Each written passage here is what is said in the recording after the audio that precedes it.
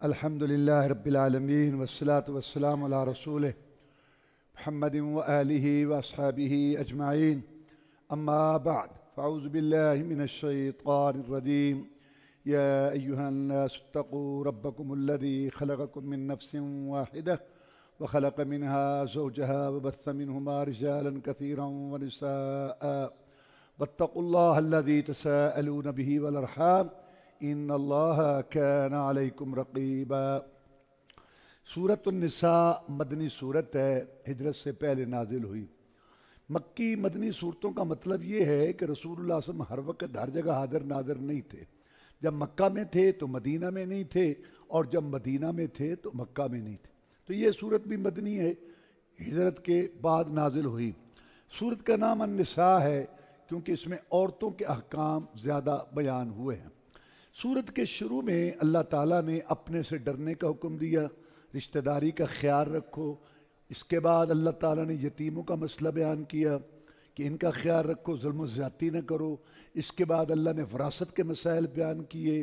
اس کے بعد اللہ تبارک و تعالیٰ نے نکاح میں کون سی عورتیں حرام ہیں اور کون سی حلال ہیں ان کا بیان کیا۔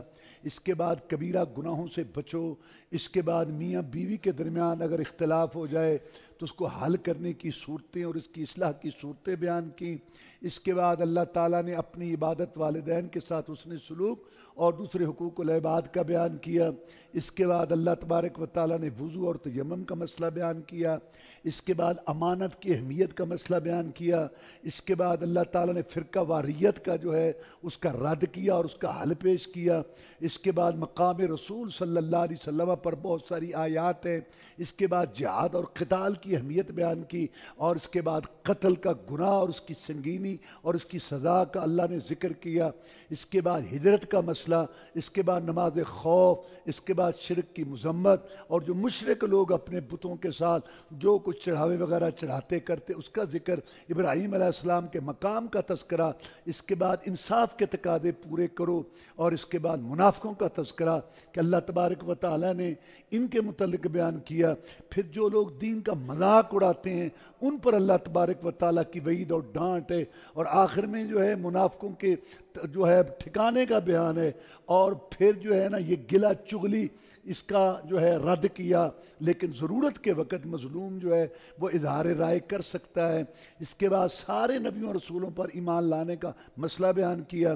اس کے بعد یہودیوں کی جو ہے غلط باتیں قباحتیں، خاص طور پر انہوں نے کہا کہ عیسیٰ علیہ السلام کو ہم نے قتل کر دیا، اس کا رد کیا اللہ تعالیٰ نے۔ اور اس کے بعد مسئلہ تثلیث کا رد ہے، جو عیسائیوں کا یہ عقیدہ ہے کہ 3 الہ ہیں۔ اور اس کے بعد اللہ تعالیٰ نے مومنوں کا تذکرہ اور کافروں کا، اور سورت کے آخر میں وراثت کا ایک مسئلہ رہتا تھا اس کو بیان کیا۔ یہ اس کا خلاصہ ہے۔ سب سے پہلے اللہ نے یہ بات بیان کی کہ اے لوگو ڈر جاؤ اپنے رب سے۔ کسی اور سے ڈرنے کا نہیں کہا جا رہا، رب پالنے والا، کھلانے والا، خوراک دینے والا، اس سے ڈرو جس نے تمہیں پیدا کیا ایک جان سے، اس کی بیوی بنائی اور اس سے مرد عورتیں دنیا میں پھیلا دیے۔ اور اس اللہ سے ڈرو جس کا نام لے کر لوگوں سے سوال کرتے ہو، اے اللہ دا واسطہ، اے اللہ تعالیٰ دا نام میرے تے ظلم نہ کر، اے رب دا واسطہ، جس کا واسطہ دے کے کرتے ہو تو اس سے بھی تو ڈرو، خود بھی تو خیال کرو اس کا، اور رشتہ داری کا بھی خیال کرو۔ رسول اللہ صلی اللہ علیہ وسلم نے فرمایا کہ جب اللہ نے رشتہ داری کو پیدا کیا تو رشتہ داری نے اللہ کے عرش کو پکڑ لیا۔ پیدا تو نے کر دیا، کون خیال رکھے گا میرا؟ اللہ تعالیٰ نے فرمایا اے رشتہ داری کیا تو راضی نہیں ہوتی؟ جو تجھے جوڑے گا میں اسے جوڑوں گا، جو تجھے توڑے گا میں اسے توڑوں گا۔ اس نے کہا میں راضی ہوں۔ اللہ نے کہا ایسا ہی ہوگا۔ رسول اللہ صلی اللہ علیہ وسلم نے فرمایا جو تمہارے ساتھ اچھا سلوک کرتا ہے نا، اور تم اس کے ساتھ اچھا سلوک کرو، جو تمہیں دیتا ہے تم اس کو دو، جو تمہارے ساتھ جوڑتا ہے جوڑو۔ یہ کوئی کمال نہیں، یہ تو عدلے کا بدلہ۔ یہ صلہ رحمی نہیں ہے، صلہ رحمی یہ ہے جو تیرے ساتھ توڑے تو اس کے ساتھ جوڑ، جو بائی کاٹ کرے تو اس کے ساتھ تعلقات رکھ، جو بد سلوکی کرے تو اس کے ساتھ اچھا سلوک کر، جو محروم رکھے تو اسے دے۔ یہ ہے رشتہ داری۔ اچھے خاصے لوگ نیک بڑے ماشاءاللہ تہجد گزار، عام ان کا قانون بن چکا ہے، جی نال جی ہوندی۔ جڑا ایک سناوے نا انہوں 10 سنائی دیا. ایڈے للو پنجو نہیں اسی ہے. ٹھیک ہے اسی شریف ہونے ہیں لیکن اللہ دے فضل اسی بدماش کیا ہے. یعنی کہنے کا مقصد یہ ہے کہ یہ کیا ہے؟ صلہ رحمی یہ ہے جو تیرے ساتھ بائی کاٹ کرے تو اس کے ساتھ جوڑ. آگے اللہ فرماتا ہے کہ اللہ سب دیکھ رہا ہے. اس کے بعد یتیموں کا مسئلہ. جاہلی زمانہ میں جو غلط باتیں تھیں ان میں سے ایک یہ بات بھی تھی، لڑکی یتیم ہوتی، خوبصورت ہوتی، مالدار ہوتی، کیا کرتے؟ یا خود شادی کرتے، مہر نہیں، یا کسی سے شادی کر لیتے، مہر خود لے لیتے، یا شادی کرتے ہی نہ تاکہ اس کا خزانہ جائیداد جو ادھر نہ چلی جائے. اللہ نے کہا یہ ظلم مت کرو. یتیم لڑکی سے شادی کرنی کرو لیکن دوسری عورتوں کی طرح اس کے حقوق ادا کرو. اگر نہیں تو اور تھوڑی عورتیں ان سے کرو، مت ان سے شادی کرو اگر ان کے حقوق پر ڈاکہ ڈالنا ہے. اسی طرح یتیم لڑکا ہے اس کے مال کی حفاظت کرو، خیال رکھو. اگر تم امیر ہو، کھاتے پیتے ہو، مت معاوضہ لو. اگر تمہارا گزارا نہیں ہوتا معروف طریقے سے معاوضہ لے کے یتیم کے مال کی حفاظت، تجارت، اس کا خیال رکھو. اس کے بڑے ہونے سے پہلے ہڑپ نہ کر جاؤ. فرمایا یہ یتیم کا مال کھاتے ہیں اپنے پیٹوں میں جہنم کے انگارے بھر رہے انگارے. رسول اللہ صلی اللہ علیہ وسلم نے فرمایا کہ یہ سب سے بڑا جرم ہے یتیم کا مال کھانا. بہت بڑا یہ ظلم ہوتا ہے بیچارے یتیم پر. جنہوں نے خیال رکھنا ہوتا ہے وہ خیال نہیں رکھتے اور اوپر سے کسی کو خیال کر رہے ہیں. اجی مر گئے بڑے تو سی ہمدرد آ گئے. خود خیال نہیں کرتے، دوسروں کو کرنے نہیں دیتے. مظلوم ہے یتیم، بہت مظلوم ہے. اسی لیے رسول اللہ صلی اللہ علیہ وسلم نے فرمایا جو یتیم کا خیال رکھے گا، اس کی کفالت کرے گا، میں محمد صلی اللہ علیہ وسلم اور وہ جنت میں پڑوسی ہوں گے. آپ نے ایسی 2 انگلیاں کھڑی کی. اس کا خیال رکھو. اور فرمایا پیٹوں میں آگ بھرتے ہیں اور جب بڑا ہو جائے اس کو آزماؤ، تھوڑا پیسہ دے کے، تجارت کرا کے، تھوڑا اس کا دیکھو کہ یہ تصرف صحیح کر رہا ہے. جب دیکھو نا کہ اب اس کو سمجھ آئے تو اس کی برادری اور رشتہ دار اکٹھے کرو، گواہ بنا کے مال ان کے سپرد کرو. اللہ تبارک و تعالیٰ نے اس کے بعد وراثت کے مسائل بیان کیے. پہلے اولاد کا مسئلہ وراثت، پھر ماں باپ کا، اور پھر میاں بیوی، اور پھر بہن بھائی. بہن بھائی ہیں 3 قسم کے. ایک ہوتے ہیں جو ماں باپ دونوں کی طرف سے، ایک ہوتے ہیں جو صرف باپ کی طرف سے. جو ماں باپ دونوں کی طرف سے اور صرف باپ، ان کا مسئلہ ہے سورۃ نساء کی آخری آیت میں. اور ایک بہن بھائی ہوتے ہیں صرف ماں کی طرف سے، ماں ایک ہے باپ اور، ان کا مسئلہ یہاں اللہ تعالیٰ نے بیان کیا. اس کے بعد اللہ تبارک و تعالیٰ نے مسئلہ بیان کیا کن عورتوں سے نکاح حرام ہے. وہ 7 اللہ نے ذکر کی. حرمت علیکم امہاتکم و بناتکم و خواتکم و اماتکم و خالاتکم و بنات الاخ و بنات الاخت. مائیں، بہنیں، بیٹیاں، پھوپھیاں، خالائیں، بھتیجیاں، بھانجے. 7 رشتے ہمیشہ کے لیے محرمات ابدیہ. اور پھر اسی طرح 7 رشتے دودھ کے. دودھ کا رشتہ کیسے ثابت ہوتا ہے؟ بچہ چھوٹا ہو، اس کی خوراک صرف دودھ ہو، یہ پہلی شرط. دوسری، کم از کم 5 دفعہ پیے دودھ. اپنی مرضی سے منہ ادھر کرے تو رضا ثابت ہو جائے گی. یہ بچی اس عورت کی اولاد ہو جائے. باقی اس کے بہن بھائیوں کا اس سے کوئی تعلق نہیں، اور کوئی رشتہ ہے تو ہے. دودھ کی وجہ سے صرف بچی کا رشتہ قائم ہوگا. اب وہ سارے رشتے ہو گئے. یہ ماں بن گئی، اس کا جو خامد ہے اس کی بہن پھوپھی بن گئی، اس کی بیٹی بہن بن گئی، اور اس کی بیٹی بھانجی بن گئی. تو اسی طریقے سے آگے چل کے یہ 7 رشتے بالکل اسی طرح رہا. اور تیسری قسم کی عورتیں جو رشتہ داری کی وجہ سے، باپ نے جس عورت سے نکاح کیا ہے اس سے نکاح حرام ہے. ساری ایک تو ماں ہے نا، نہیں اور جس سے نکاح، ساری ستیلی ماں، نکاح حرام. بہو سے نکاح حرام. اسی طرح کسی عورت سے نکاح کیا اس کی ماں، ہمیشہ نکاح ہوتے ہی حرام. لیکن اگر کسی عورت سے نکاح کیا اس کی بیٹی پیچھے سے ہے، اگر رخصتی ہو گئی اس کی ماں کو گھر لایا تو پھر وہ حرام ہے، ورنہ نہیں. اس طرح یہ کچھ عارضی رشتے حرام ہیں. ایک بہن کے ہوتے ہوئے یعنی بیوی کے ہوتی ہے سالی سے نکاح جائز نہیں، یہ عارضی حرام ہے. اگر وہ مر جائے یہ طلاق تو پھر جائز.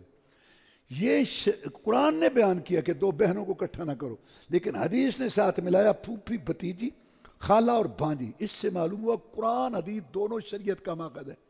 کیونکہ قرآن نے یہ کہا کہ سارا بیان کر کے کہ وَحِلَّ لَكُمْ مَا وَرَاءَ ذَلِكُمْ، اس کے علاوہ تمہارے لیے حلال ہیں سارے. لیکن خالہ بھانجی اکٹھے نہیں ہو سکتی، پھوپھی بھتیجی ایک نکاح. یہ حدیث میں ہے. قرآن کہتے ہیں کتاب اللہ، جو اللہ کی کتاب میں ہے وہ حرام ہے، اور جو اللہ کی کتاب میں حرام نہیں ہے وہ حلال ہے. اور پھوپھی بھتیجی کا اکٹھا کرنا یہ حدیث میں حرام ہے، اور خالہ بھانجی کا اکٹھا کرنا ایک نکاح میں حدیث میں حرام ہے. اس کا مطلب ہے قرآن بھی اللہ کی کتاب ہے، حدیث بھی اللہ کی کتاب ہے. قرآن حدیث بیک وقت شریعت کا ماخذ ہے. وہ حدیث آتی ہے نا کہ رسول اللہ صلی اللہ علیہ وسلم کے پاس دو آدمی آئے، بخاری شریف کی حدیث، ساری حدیث کی کتابوں میں. دو آدمی آئے، اس نے کہا جی میرے بیٹے نے اس کی بیوی سے زنا کیا. ہم نے مسئلہ پوچھا تو انہوں نے کہا کہ 100 بکریاں یہ دینی ہیں اور اتنے اس پر جو ہیں وہ کوڑے ہیں. آپ اقضِ بیننا بکتاب اللہ، آپ ہمارے درمیان اللہ کی کتاب کے مطابق فیصلہ کریں. فرمایا والذی نفسی بیدہ ساقضی بینکما بکتاب اللہ، اس اللہ کی قسم ہے جس کے ہاتھ میں محمد کی جان ہے صلی اللہ علیہ وسلم، میں اللہ کی کتاب کے مطابق تمہارے درمیان فیصلہ کروں گا. اور جب فیصلہ کیا کہا بکریاں واپس ہیں تیرے بیٹے پہ، جو ہے اس کو 100 کوڑے لگیں گے. اور کہا انیس جاؤ اگر اس کی بیوی اعتراف کر لے اس کو رجم کرو. وہ کہتے ہیں اللہ کی کتاب کے مطابق فیصلہ کرو.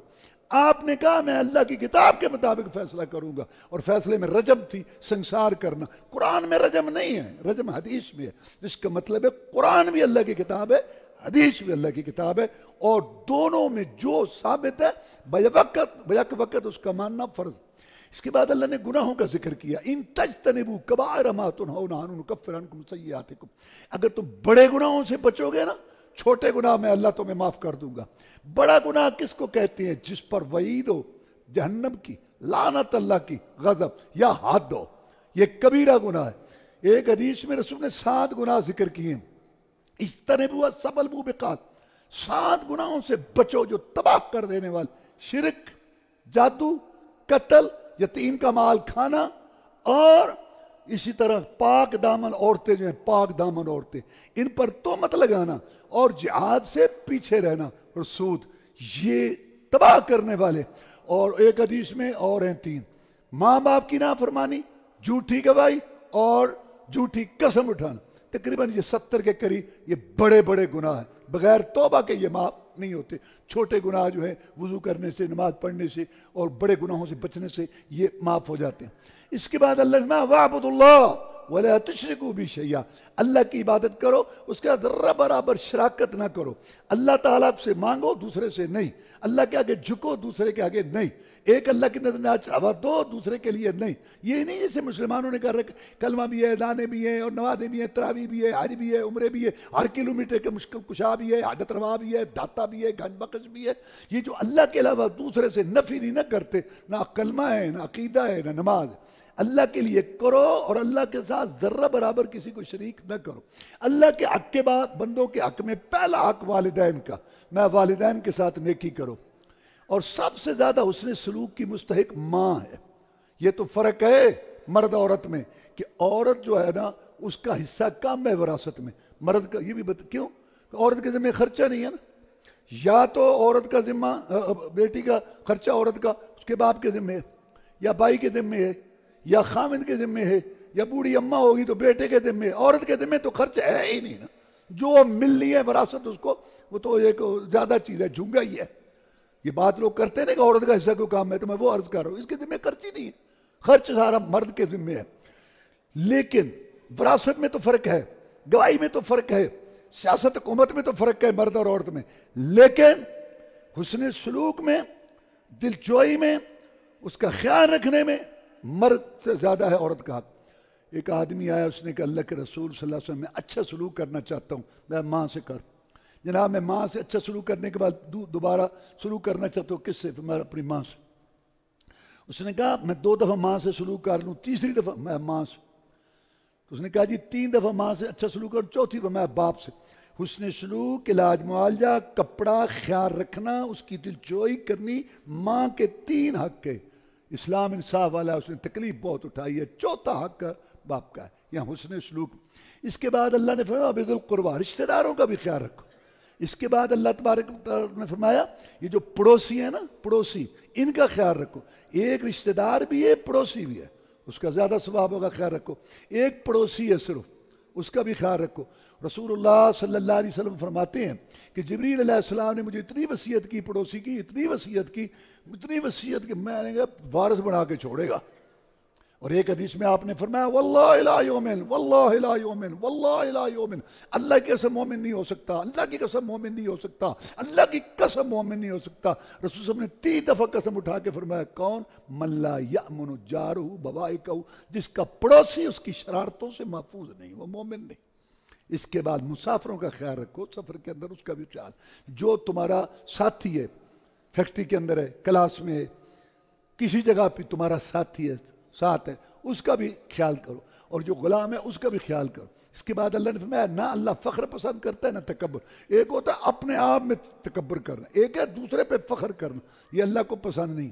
عبداللہ بن مسعود کہتے ہیں رضی اللہ تعالیٰ عنہ کہ ایک دفعہ رسول اللہ صلی اللہ علیہ وسلم نے مجھے کہا کہ مجھے سورۃ النساء سناؤ. میں نے کہا جی نا آپ پر قرآن نازل ہوا ہے، میں آپ کو سناؤں؟ میں ہاں میرا دل چاہتا ہے میں کسی دوسرے سے سنوں. میں نے سورۃ النساء سنانی شروع کر دی، نیچے میرا منہ تھا، میں سناتا گیا. جب یہ آیت آئی نا فَكَيْفَ إِذَا جِئْنَا مِن كُلِّ أُمَّةٍ بِشَهِيدٍ وَجِئْنَا بِكَ عَلَىٰ هَٰؤُلَاءِ شَهِيدًا، وہ وقت بھی کیسا ہوگا اے محمد صلی اللہ علیہ وسلم جب ہم امت کا، ہر امت کا گواہ رسول ہم لائیں گے، وہاں حساب کتاب ہوگا وہاں، اور تجھے بھی ان پر ہم گواہ لائیں گے. مجھے آپ نے ہاتھ سے اشارہ کیا، بس بس. میں نے اوپر اٹھا کے منہ دیکھا تو آپ کی آنکھوں سے آنسو بہ رہے تھے. ان کے اشاروں سے جنت کے دروازے کھلنے، لیکن آخرت کی کتنی فکر. اس کے بعد طہارت کا مسئلہ ہے، وضو کا، یہ ہم آگے بیان کریں گے، وضو اور یہ غسل کا اور تیمم کا انشاءاللہ.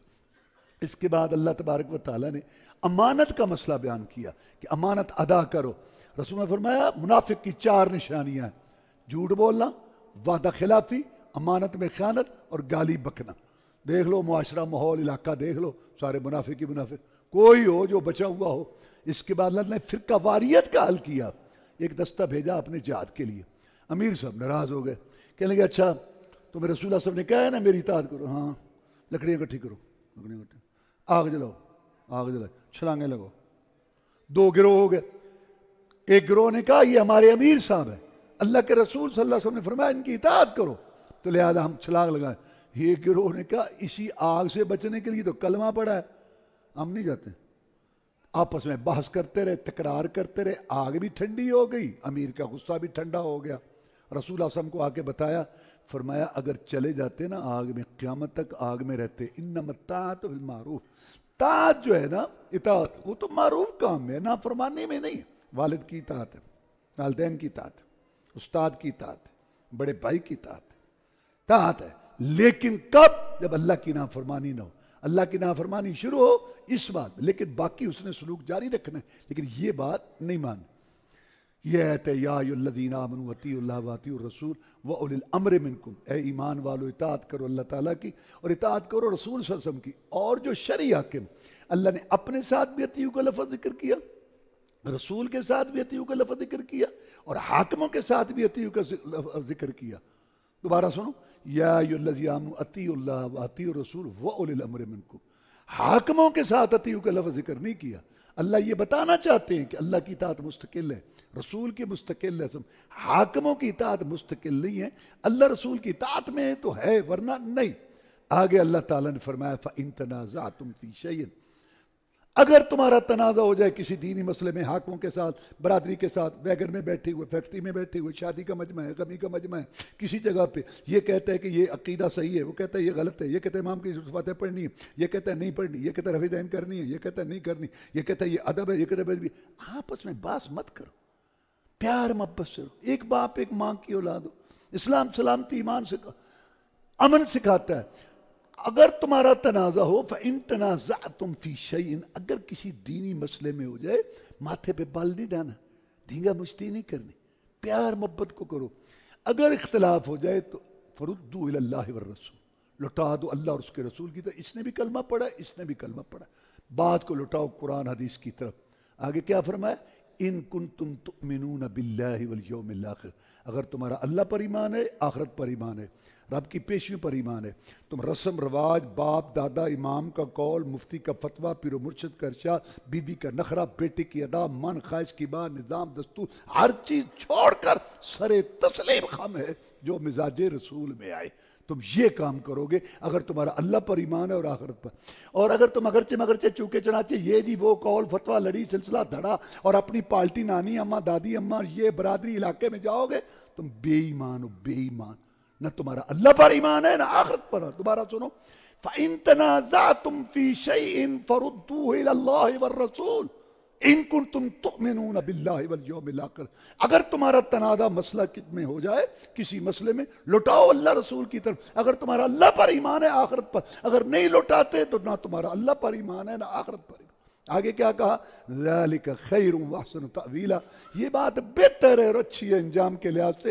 وَلَا يُنَبِّئُكَ مِثْلُ خَبِيرٍ، میرے بندو جیسے میں خبریں دیتا ہوں نا، میں مولا، ایسے تمہیں کوئی خبریں نہیں دے گا. اگر بات آئے گی برادری پر، جتنی برادریاں اتنے فرقے، بات آئے گی اماموں پر، جتنے امام اتنے فرقے، بات آئے گی باپ دادا پر، جتنے باپ دادا اتنے فرقے، اور بات آئے گی شہروں پر، جتنے شہر اتنے فرقے، بات آئے گی اللہ رسول پر، قرآن حدیث پر. پوری دنیا میں قرآن ایک ہے، پوری دنیا میں سورۃ فاتحہ فرقان ایک ہے، پوری دنیا میں بخاری شریف ایک ہے. انڈونیشیا، ملیشیا، سعودی عرب، جرمن، پاکستان، پوری دنیا میں بخاری شریف ایک ہے، قرآن ایک ہے. یہ اتفاق کی جگہ، اس پہ اتفاق ہوگا. یہ فرقہ واریت کا حل ہے. فرقہ واریت کو چھوڑنا ہے تو یہ طریقہ ہے. عزت احترام کرو جو دین کی خدمت کر گئے، امامان دین، اللہ ان کی قبر کو نور سے بھر دے. یہ میرے تیمیہ کی کتاب ہے، اس کا میں بتاتا ہوں، پھر کہ میں مثال دیتا ہوں، پھر آگے چلتے ہیں. امام ابن تیمیہ رب اللہ نے کتاب لکھی ہے رفع الملام عن ائمۃ الاعلام، کہ اگر ایک قول تمہیں کسی امام کا ملتا ہے حدیث کے خلاف، ہم حدیث کے خلاف نہیں چلتے تو امام کیسے چلے گا؟ امام کی پانچوں گھی میں اللہ ان پہ کروڑوں رحمتیں نازل کرے. انہوں نے کہا جو صحیح حدیث ہے وہ ہمارا مذہب ہے. تو امام صاحب نے بیان کیا کہ اگر کسی کا قول امام صاحب کا حدیث کے خلاف ہوگا، تین باتوں میں سے ایک بات ہوگی، یا تو اس کو حدیث ہی نہیں پہنچی، اور اس میں کوئی عیب کی اتنے ہی پھٹا پہ جاتا، مقلد ماننے کے لیے تیار ہی نہیں ہے کہ ہمارے امام کو اس بات کا پتہ نہیں ہے. میں حج میں کہہ دیا، 100 کا مجمع تھا کہ امام حنیفہ رحمۃ اللہ علیہ کو اللہ نے بری ذمہ کر دیا ہے، اس کی تو کتاب ہی کوئی نہیں. میں نے کہا عیسیٰ علیہ السلام کو اللہ پوچھیں گے نا تو کہیں گے یا اللہ میں نے تو نہیں کہا تھا، تو امام حنیفہ تم یا اللہ میری تو کتاب ہی کوئی نہیں، انہوں نے پوچھ کی بنے رہے، میں تو کتاب ساڑھے امام کی کتاب ہی کوئی نہیں، پاتا ہوں روڑ. مقلد یہ ماننے کے لیے تیار ہی نہیں ہے کہ ہو ہی نہیں سکتا کہ ہمارے کسی امام کو مسئلے کا پتہ نہ ہو. حالانکہ یہ کوئی ایسی بات، عمر فاروق کو مثال ہے، عمر فاروق کو نہیں مسئلے کا پتہ چلا تھا، عبداللہ بن مسعود نے مسئلہ غلط بتا دیا تھا، واپس جا کے یہ بات ہے یار. تو خیر بہرحال یہ لمبی باتیں ہیں. تو میں کہنا یہ چاہتا ہوں کہ امام صاحب نے کہا کہ اس کو یہ حدیث نہیں پہنچی، تو بڑی ذمہ ہے، اس نے قول کہہ دیا، تم چھوڑو اس کو.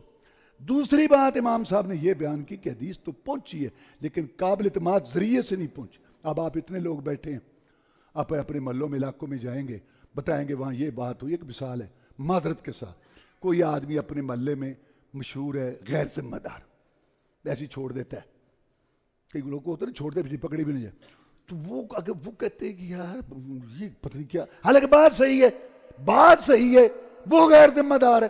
امام صاحب کو حدیث پہنچی ہے لیکن ذمہ دار طریقے سے نہیں پہنچی، یہ وجہ ہے اختلاف. تیسری بات، امام صاحب کو حدیث پہنچ گئی اور حدیث بھی صحیح ہے، پہنچ گئی، لیکن ہر ایک کی سمجھ اللہ نے علیحدہ بنائی ہے، اس کو سمجھ ہی ایسے آئی ہے، وہ بری و ذمہ اس کی پانچوں گھی میں، اللہ اس کو اجر دے گا. تمہیں جب پتہ چل گیا کہ یہ غلط ہے تو اس کو چھوڑ دو. یہ تین باتیں، امام بری ہیں سارے، اللہ ان کی قبروں کو نور سے بھرے. اب میں ایک مثال دیتا ہوں، اتفاق کی بات ہو رہی ہے نا، فرقہ واریت ختم کرنے. 5 بھائی ہیں، بڑے کی شادی ہو گئی، اس نے ادھر گھر بنا لیا. دوسرے کی شادی ہو گئی، اس نے ادھر گھر بنا لیا. تیسرے نے ادھر بنا لیا، چوتھے نے ادھر، 5واں وہاں بیٹھا ہے ماں باپ کے کھوڑ پر وہاں بیٹھے. اب یہ 5 اکٹھے ہونا چاہتے. بڑا کہتا ہے میں بڑا ہوں، یہاں آؤ جو سارے اکٹھے رہیں. دوسرا کہتا ہے حویلی بڑی ہے، یہاں آسانی سے رہیں گے، جگہ زیادہ ہے. تیسرا کہتا ہے کھیتی باڑی ہے، گندم ہے، یہاں کھانے پینے کا آرام ہے، یہاں آ جاؤ۔ چوتھا کہتا ہے لائبریری ہے، پڑھا ہوا ہوں، کوئی رہنمائی۔ پانچواں کہتا ہے یہاں میں بیٹھا ہوں، جیسے گئے تھے ایسے ہی واپس آ جاؤ یہاں۔ یہ ہے اتفاق، یہ نہیں بھی تو ہی آ جا باہر۔ یہ ماں باپ کے کھوڑ پہ میں بیٹھا ہوں۔ شاہ ولی اللہ مدد دہلوی کی کتاب رحمہ اللہ حجت اللہ الانصاف عقد الجید، علامہ ابن عبد البر کی جامع بیان العلم و فضلی، امام شوکانی کی القول المفید، علامہ خضری بے کی تاریخ تشریح الاسلامی، جن لوگوں نے بیان کیا کہ فرقہ واریت کیسے ہوئی، حنفی شافعی مالکی حنبلی کیسے بنے، ان سب نے متفق یہ بات کی ہے کہ 3 صدیوں تک کوئی یہ مذہبی، یہ علمی اصطلاحیں تھی۔ ندوے کا پڑھا ہوا ندوی، مدینے کا پڑھا ہوا مدنی، ادا کا پڑھا ہوا ادری۔ امام مالک کا مدرسہ تھا مدینہ میں، امام احمد بن حنبل کا مدرسہ تھا بغداد میں رحمہ اللہ، امام شافعی کا مدرسہ تھا مصر میں، امام حنیفہ رحمۃ اللہ کا مدرسہ تھا کوفہ میں۔ تو شروع میں یہ حنفی مالکی جملے علمی نسبتیں تھی، کوئی حد نہیں۔ 3 صدی کے بعد 4 صدی میں علم کم تعصب زیادہ، تو پھر یہ مذہب کی شکل اختیار کر گئے۔ تو کون ہے؟ کہتا مسلمان نہیں، مسلمان تو اونج کی ہیں، تو کہتا حنفی۔ تو کون ہے؟ کہتا مسلمان تو اونج کی ہے، تو کہتا شافعی۔ اور تو کون ہے؟ میں مسلمان تو اونج کی ہے، کہتا حنبلی۔ اور تو کون ہے؟ میں مسلمان اونج کی ہے، کہتا مالکی۔ ایک نے پوچھا تو کون ہے؟ مسلمان اونج کی، کہتا اونج کی ہے، اونج کی۔ بھئی جی صحابہ تابعین، ارے تو حنفی ہیں نہیں، شافعی ہیں نہیں، مالکی ہیں نہیں، اور تو کی ہے کہ میں کی ہے، میں جی صحابہ تابعوں میں لانے تو جی روڑا پائی کھڑے، میں تو بالکل۔ اچھا آپس میں بحث ہوتی، وہ اپنے قول پیش کرتے حنفی، وہ اپنے پیش کرتے، وہ اپنے۔ یہ عبداللہ تھا، جب اس کی بات آتی یہ کہتا قال رسول اللہ صلی اللہ علیہ وسلم، رسول اللہ صلی اللہ علیہ وسلم نے یہ فرمایا۔ نماز کا مسئلہ قال رسول اللہ صلی اللہ علیہ وسلم، اور درود کا مسئلہ اس کا نام پڑ گیا حدیث والا، حدیث۔ یہ جو کپڑے کی دکان کرتا ہے کون؟ وہ کپڑا فروش۔ یہ وہ فلانا یار محمد ان کون؟ برتن فروش۔ وہ فلانا، اس کا نام پڑ گیا حدیث والا۔ عربی میں اس کو کہتے ہیں اہل حدیث، جو صحیح معنی میں حدیث پر چلے اور حدیث پر چلے اس کی بات کرے، اس کو اہل حدیث کہتے ہیں۔ سارے فرقے بن گئے، اپنے اپنے علاقے بن گئے، یہ کھڑے ہیں اصل چولہے پر ماں باپ کے۔ بھئی یہ فرقہ نہیں ہے، فرقے وہ ہوتے ہیں جو نکلیں، کہیں نہیں نکلے، یہ بیٹھے ہیں تم ایسے۔ اور دوسری نشانی فرقے کی کہ ذہن میں شخصیت آئے گی، کوئی بھی نہ، حنفی شافعی مالکی حنبلی دیوبندی بریلوی نقشبندی، کوئی ذہن میں شخصیت ہے، امتی ہیں سر مہاتما، اللہ تعالیٰ ان کی خدمات قبول پر ہے۔ ذہن میں شخصیت شعر آئے گا، اہل حدیث، ذہن میں حدیث آئے گی، قرآن اور حدیث، قرآن حدیث۔ تو یہ میں بتا رہا تھا کہ اس آیت نے فرقہ واریت کا حل پیش کر دیا، فَإِن تَنَازَعْتُمْ فِي شَيْءٍ فَرُدُّوهُ إِلَى اللَّهِ وَالرَّسُولِ۔ اور آخر میں فتویٰ سن لو، کس کا؟ محمد رسول اللہ صلی اللہ علیہ وسلم، جن کے اشاروں سے جنت کے دروازے کھلنے ہیں۔ لا يدخل الجنة من كان في قلبه مثقال حبة خردل من کبر۔ وہ آدمی جنت میں نہیں جائے گا جس کے دل میں رائی کے دانے جتنا بھی تکبر ہوا۔ صحابہ ڈر گئے، جناب اچھا جوتا اچھا کپڑا پہننا یہ تکبر تو نہیں ہے؟ فرمایا نہیں، ان اللہ جمیل یحب الجمال، اللہ خوبصورت ہے، خوبصورتی کو پسند کرتے ہیں، یہ نہیں تکبر۔ تکبر کیا؟ بطر الحق، حق قبول نہ کرنا، بغض الناس، لوگوں کو حقیر سمجھنا۔ یہ 2 باتیں بیان کی۔ تو حق قبول نہ، بڑے مزاج شریف ماشاءاللہ، کیا حال ہے جی؟ حدیث سناؤ کنم حمر مستنفرہ فرت من قصبرہ، حدیث سناؤ جیسے گلے پر یقعدون یسطون بال۔ یہ وہ لوگ ہیں جو قرآن اور حدیث سن کے بدکتے ہیں، اس کی طرف نہیں آتے۔ رسول اللہ صلی اللہ علیہ وسلم نے فرمایا ساری دنیا جنت میں جائے گی جس کے دل میں رائی کے دانے جتنا بھی تکبر ہوا، رائی کا دانہ تول وزن میں بھی نہیں آتا، وہ جنت میں نہیں جائے گا۔ اور وہ متکبر کون ہے؟ جو حق قبول نہ کرے۔ قرآن سامنے بخاری کی حدیث ہے، اگرچہ مگرچہ چونکہ چنانچہ ہم وہ یہ، آخر ان کے پاس بھی تو آخر یہ سامنے پہ حدیث وہ آخر ان کے پاس، آخر ان تو اول تے عمل کرنا کیا کرتے مانا رام تے ہوئی تھا ڈھیر مکے گیا گل نہیں مکتی جی دلوں نہ مکائیے. اللہ سمجھنے کی توفیق دے. سب کا احترام کرو, اللہ سب کی قبروں کو نور سے بھرے, لیکن بات دین ہدایت وہ ہے, حق نماز نیاز روزہ حج درود وظیفہ شادی غمی معیشت معاشرت وہ ہے جو اللہ نے نازل کر دی اور محمد رسول اللہ نے سمجھا دی صلی اللہ علیہ وسلم. آخر دعوانا الحمدللہ رب العالمین.